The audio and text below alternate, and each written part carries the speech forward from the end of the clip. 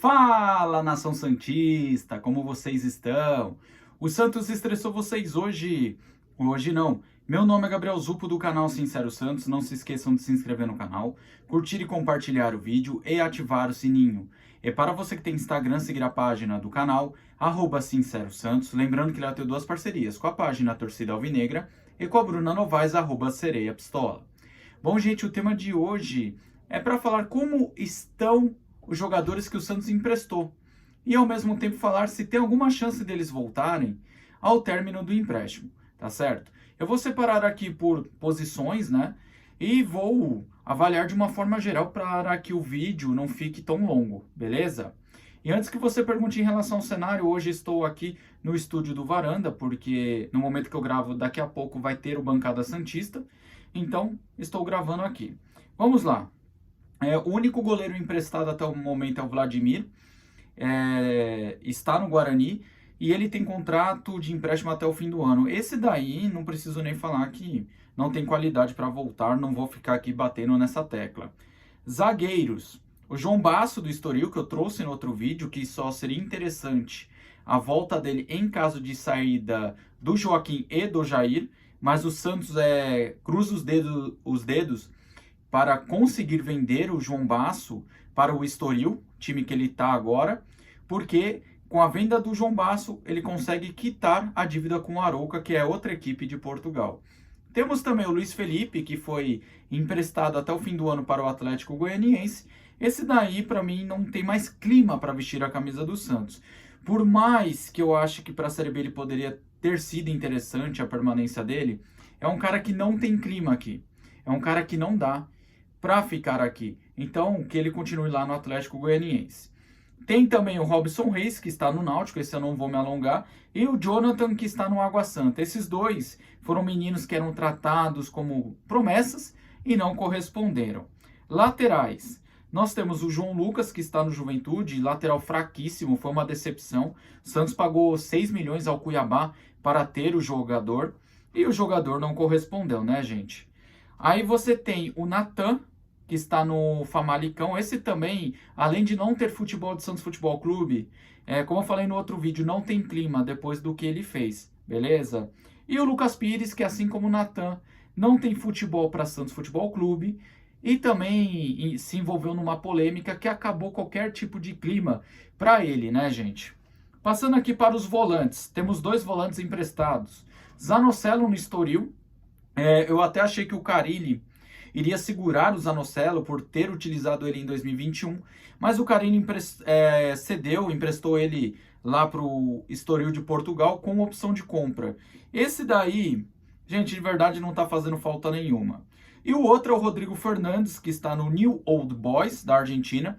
Esse daí, quando chegou, eu achava um bom jogador. Eu fui a favor da compra do Rodrigo Fernandes, que em 2022 ele fez um bom ano. Nada espetacular, mas eu gostava do jogador, eu defendia a compra dele.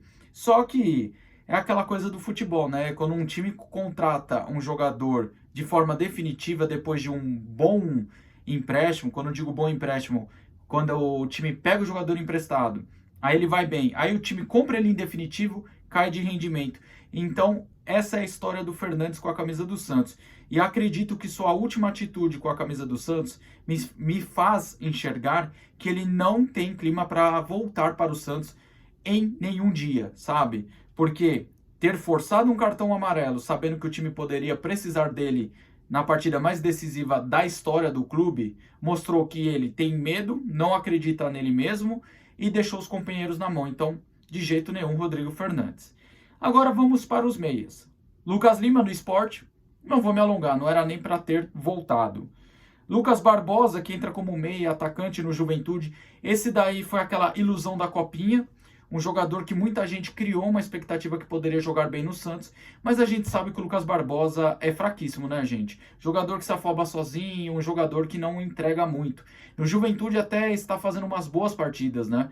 Mas, vamos ser francos, muito longe de ter um futebol a nível de Santos Futebol Clube. Pelo menos é a visão que eu tenho sobre isso. Vamos lá. Carabarral, que está no Puebla, o Santos fez a burrice de vender o Léo Batistão quando estava evoluindo e melhorando pegar esse dinheiro e comprar o Carabarral à vista. E vamos ser francos, né? O Carabarral na Argentina jogava bem, no Brasil não joga. Sabe por quê?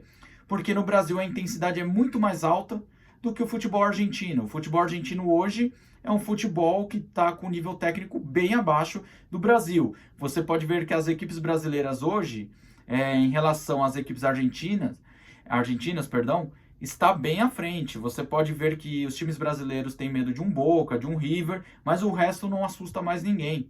Talvez o Racing, mas o resto ninguém tem muito medo. Então o Carabarral veio para o Santos, está no México porque ele não se firmou no Santos e nem no Vasco, que tinha sido o seu primeiro empréstimo. E o outro é o Luizinho, que ninguém lembra, né? Luizinho que veio naquela baciada de contratação lá em 2021, chegou a jogar um jogo no Santos, que foi aquele 4-0 para o Flamengo no meio da pandemia. E a gente sabe que é um jogador limitadíssimo, fraco, aquela famosa contratação que ninguém sabe explicar. Na real, o pessoal sabe explicar, só que é uma coisa que, para colocar aqui em público, vai ser difícil. Porque a gente sabe que foi uma contratação bem esquisita para um jogador com nível técnico bem baixo. Aí você tem dos atacantes que ainda pertencem ao Santos e estão emprestados. Você tem o Soteldo que está no Grêmio machucado. Esse daí foi o que eu falei tanto na primeira passagem como na segunda passagem. Nunca vi o Soteldo como um craque. Eu vejo o Soteldo como um bom jogador, ponto. Porque assim, o cara que usa 10 não sabe finalizar para o gol, prova que não é um craque. Ele sempre foi bom jogador, não vou mentir. Só que é um jogador que, se tivesse focado na sua carreira, iria muito mais longe. Iria realizar seu sonho de jogar lá na Europa, independente do seu tamanho. Mas infelizmente é um jogador que está mais preocupado com sua festa de aniversário, com o rolê que ele iria dar após a partida, do que com o clube. Então com isso acabou se queimando aqui no Santos, também não vejo o clima para ele voltar, beleza? O outro é o Thailson, que está no Retrô, mas o Thailson tem contrato com o Santos até julho, e esse empréstimo com o Retrô vai também até julho. Thailson que iludiu muitos na sua primeira partida de profissional, na primeira, na segunda, e depois mostrou o que é. Um jogador totalmente desligado, um jogador com nível técnico bem baixo. Não dá para confiar muito no Thailson, né, gente? E outro é um destaque da base, o Fernandinho, que está no Náutico. Esse empréstimo foi um pouco estranho, porque eu gostava do Fernandinho jogando no Sub-20. Eu achava que ele tinha potencial. Só que achei estranho ele aparecer no Náutico. Eu achava que ele tinha potencial de verdade para jogar no time principal do Santos. Não como titular, mas assim como os outros, ganhando um tempo nesse jogo, ganhando 10 minutos no outro jogo. Então, foi estranho o empréstimo dele, na minha visão, porque eu enxergava potencial nele, mas ele está ali no Náutico.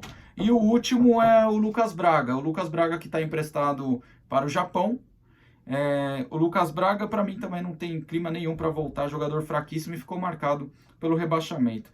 No geral, você pode ver que apenas um jogador o Santos poderia ter de volta, que é a questão do João Basso, isso se sair Joaquim e Jair do time, tá certo? Bom, gente, o vídeo é esse aí, tamo junto, até a próxima e sempre Santos!